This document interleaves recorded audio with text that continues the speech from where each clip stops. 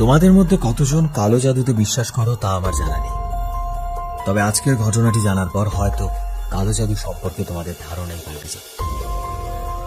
প্রিয়া আমাদের জানিয়েছে যে তার পড়াশোনা কমপ্লিট করার পর প্রিয়া একটা এমএনসিতে চাকরি পায় মুম্বাইতে, এবং সেই চাকরি সূত্রে সেখানে তার আলাপ হয় তার এক কলিগের সঙ্গে, যার নাম গৌরব। দুজনের ভালোভাবেই বন্ধুত্ব চলছিল এবং দুজনে 1 বছরের মধ্যে চাকরিতে একটা ভালো পজিশন অর্জন করে।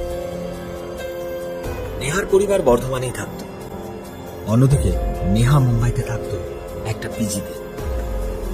গৌরবের মুম্বাইতে নিজস্ব বাড়ি ছিল, সে সেখান থেকেই তার জব কন্টিনিউ করত। দুজনের মধ্যে সম্পর্ক ধীরে ধীরে ভালোবাসায় পরিণত হয় এবং একদিন তারা সিদ্ধান্ত নেয় যে তারা তাদের সম্পর্কটাকে একটা নাম দেয়। কিন্তু প্রিয়া ছিল একটা উচ্চ পরিবারের মেয়ে এবং গৌরব তার দিক থেকে সামাজিক পদমর্যাদায় এবং কাস্টের দিক থেকেও একটু নিচু কাস্টের ছিল। প্রিয়ার পরিবার একটু গোড়াপত্তনের হয়, তাই প্রিয়া তার বাড়িতে জানানোর সাহস করে। দুজনেই ম্যাচিওর ছিল, গৌরবের পরিবারকে সাক্ষী রেখে তাদের আশীর্বাদ সম্পন্ন হয়। গৌরবের পরিবারে ছিল তার মা, বাবা এবং এক বোন, কিন্তু তাদের আশীর্বাদের সময় বিশেষ কেউ নিমন্ত্রিত ছিলেন না, শুধুমাত্র গৌরবের মা, বাবা এবং বোন। এবং প্রিয়া যেই পিজিতে থাকত সেই পিজিতে তার এক রুমমেট তার সাথে ছিল। আশীর্বাদ পর্ব কমপ্লিট হওয়ার পর প্রিয়া প্রায়ই গৌরবের বাড়িতে যাতায়াত করত। ধীরে ধীরে গৌরবের পরিবারের সঙ্গে তার একটা বন্ধুত্বপূর্ণ সম্পর্ক গড়ে ওঠে। তবে ঘটনার সূত্রপাত যেদিন থেকে, সেই দিনটা ছিল গৌরবের জন্মদিন। সেখানে আর কেউ ইনভাইটেড ছিল না, শুধুমাত্র গৌরবের পরিবার এবং প্রিয়া। রাতে ডিনার করতে অনেকটা টাইম লেগে যাওয়ায় সেই দিন প্রিয়া পিজিতে জানিয়ে দেয় যে আজ রাতে সে গৌরবের এখানে স্টে করবে, এবং সেই মতো প্রিয়া তার শাশুড়ি মা অর্থাৎ গৌরবের মায়ের সঙ্গে ঘুমোতে চলে যায়। ঘড়িতে রাত তখন 3:10। প্রিয়া ওয়াশরুম যাওয়ার জন্য ঘুম থেকে ওঠে। বিছানা থেকে উঠে বসে সে জাস্ট পাটা মেঝেতে নামাবে, তখনই তার মনে হয় যে কেউ হয়তো তাকে পেছন থেকে লক্ষ্য করছে। ঘরে ডিম লাইট জ্বলছিল। প্রিয়া পেছনে তাকাতেই দেখে গৌরবের মা অদ্ভুতভাবে চোখ বড় বড় করে এক দৃষ্টিতে প্রিয়ার দিকে তাকিয়ে আছে। প্রিয়া প্রথমে একটু চমকে যায় এবং তারপর জিজ্ঞেস করে, আন্টি, আপনি এভাবে কেন তাকিয়ে আছেন? গৌরবের মা জানায়, আসলে আমার ঘুম আসছিল না, তারপর তোমাকে উঠতে দেখে ভাবলাম তুমি ওয়াশরুমে যাবে, যদি ভয় পাও নতুন পরিবেশে, তার জন্যই আমি উঠেছি। গৌরবের মায়ের কথায় প্রিয়া কিছুটা স্বস্তি পায় এবং তারপর ওয়াশরুম থেকে এসে আবার ঘুমিয়ে পড়ে। পরের দিন ছিল সানডে। গৌরব এবং প্রিয়া দুজনেরই অফিস বন্ধ ছিল, তাই গৌরব প্রিয়াকে বলে যে আজকেও এখানে স্টে করে যাও, কালকে না হয় একসাথে দুজন অফিসের উদ্দেশ্যে বেরোব। এবং এই বলা মাত্র প্রিয়াও রাজি হয়ে যায়। তারা সবাই মিলে একটা রেস্টুরেন্টে লাঞ্চ করতে যায়। লাঞ্চ থেকে ফিরে আসার পর প্রিয়া প্রচন্ড টায়ার্ড ছিল এবং তারপর সে ঘুমিয়ে পড়ে। কিন্তু অদ্ভুতভাবে যখন প্রিয়ার ঘুম ভাঙে তখন ঘড়িতে রাত 2টো। প্রিয়া আবার ওয়াশরুম যাওয়ার জন্য তৈরি হয়, কিন্তু এইবার সে লক্ষ্য করে যে গৌরবের মা সেখানে ঘুমোচ্ছে। প্রিয়া যখন ওয়াশরুমে যায়, সেখানে যাওয়ার পর তার মনে হয় যে তার পেছনে কেউ রয়েছে, কিন্তু পেছন ফিরতেই প্রিয়া দেখে যে সেখানে আর কেউ নেই। সে ওয়াশরুমের দরজাটা খোলার চেষ্টা করে, কিন্তু 2-3 সেকেন্ডের জন্য দরজাটা খুলছিল না। এমন মনে হচ্ছিল বাইরে থেকে কেউ যেন ছিটকিনিটা লাগিয়ে দিয়েছে। প্রিয়া যেই গৌরবকে ডাকতে যাবে, ঠিক তখনই এমন মনে হলো যে কেউ যেন ছিটকিনিটা খুলে দিল। প্রিয়া এবার দরজাটা টান দিতেই দরজাটা আলগোছে খুলে আসে। প্রিয়া যখন ওয়াশরুম থেকে বেরিয়ে তার বেডরুমের দিকে যাচ্ছে, তার মনে হচ্ছিল যে তাকে পেছন থেকে কেউ ফলো করছে। এবং প্রিয়া পেছন ফিরতেই দেখে করিডোরের একদম কর্নারে গৌরবের বোন বসে রয়েছে। মোবাইলের ফ্ল্যাশে শুধুমাত্র তার চোখ দুটো দেখা যাচ্ছে এবং এতে বোঝা যাচ্ছে যে সে শুধুমাত্র এক দৃষ্টিতে প্রিয়ার দিকে তাকিয়ে রয়েছে।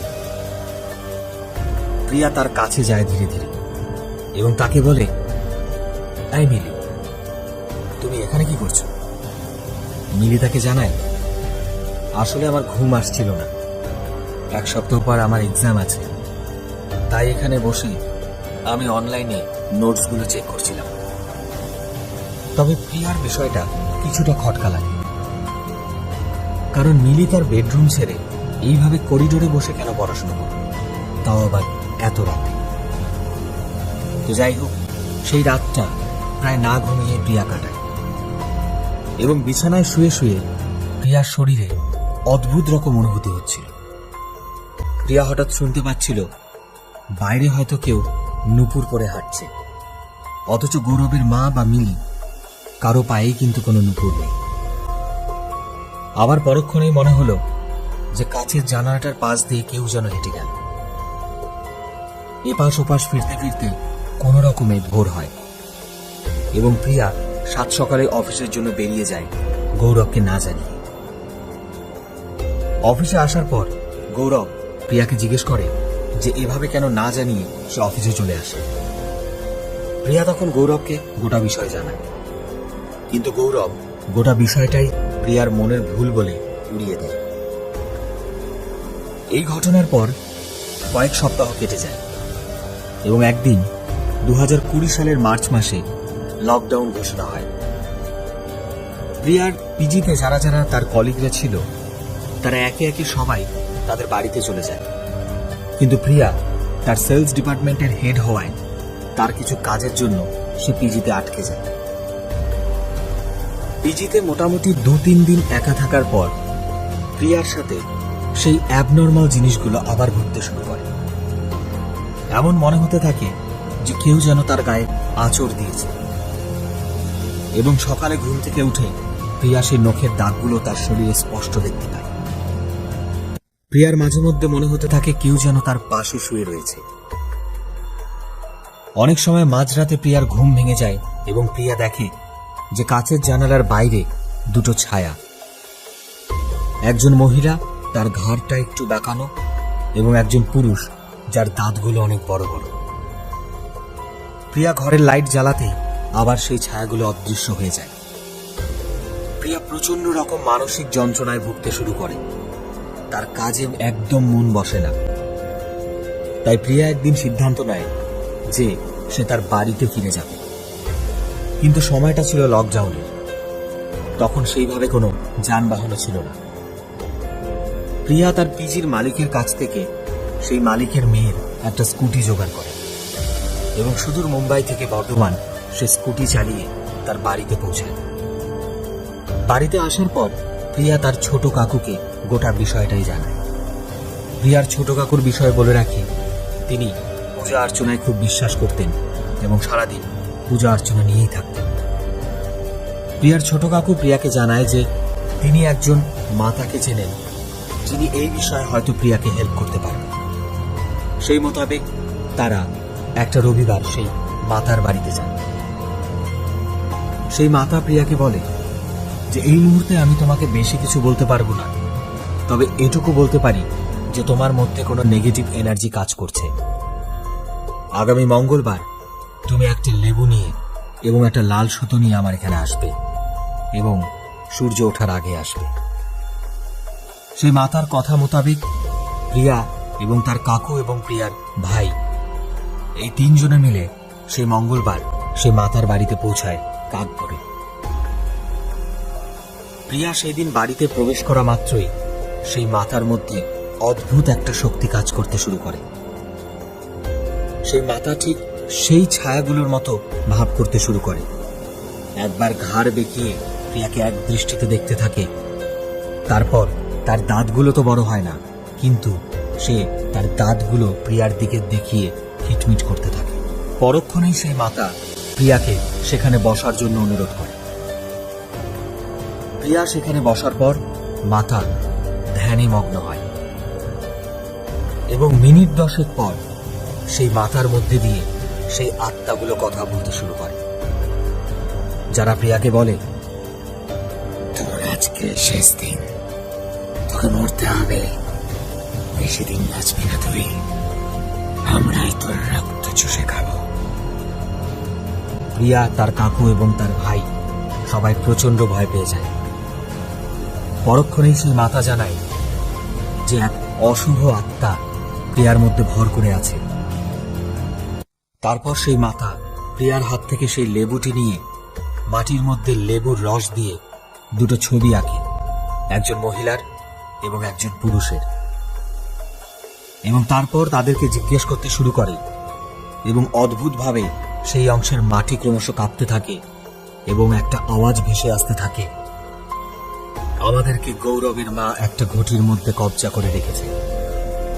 তিনি প্রচন্ড শক্তিশালী কালো জাদু জানেন। তার যখন ইচ্ছে তিনি আমাদেরকে ব্যবহার করেন এবং আমাদের ওপর কড়া আদেশ রয়েছে আমরা যেন প্রিয়াকে বাঁচতে না দিই এবং আমরা যেন প্রিয়াকে এমন মৃত্যু দিই যাতে দেখে মনে হয় যে তার স্বাভাবিক মৃত্যু হয়েছে। তাই প্রিয়াকে মরতে হবে। প্রিয়াকে মরতে হবে।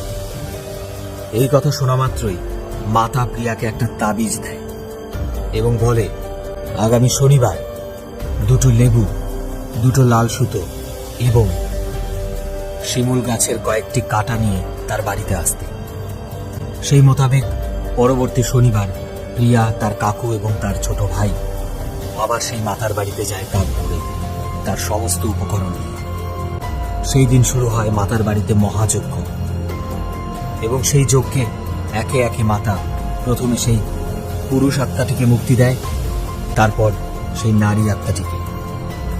অদ্ভুতভাবেই প্রিয়ার জ্ঞান হারিয়ে ফেলে এবং তারপর মাতা তাকে নিয়ে তার ঘরে প্রিয়াকে শুইয়ে দেয় এবং প্রিয়ার হাতে একটা লাল সুতো বেঁধে দেয়।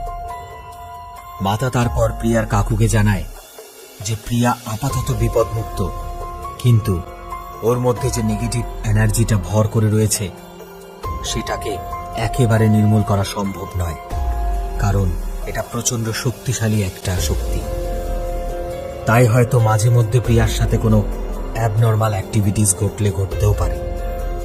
তার প্রতিকার স্বরূপ মাতা প্রিয়াকে আরো একটি তাবিজ দেয় এবং একটা রুদ্রাক্ষের মালা দেয় এবং তার কাকুকে আদেশ করে প্রিয়া যাতে কোনোভাবে এই দুটো জিনিস তার শরীর থেকে কোনোদিনও না সরায়।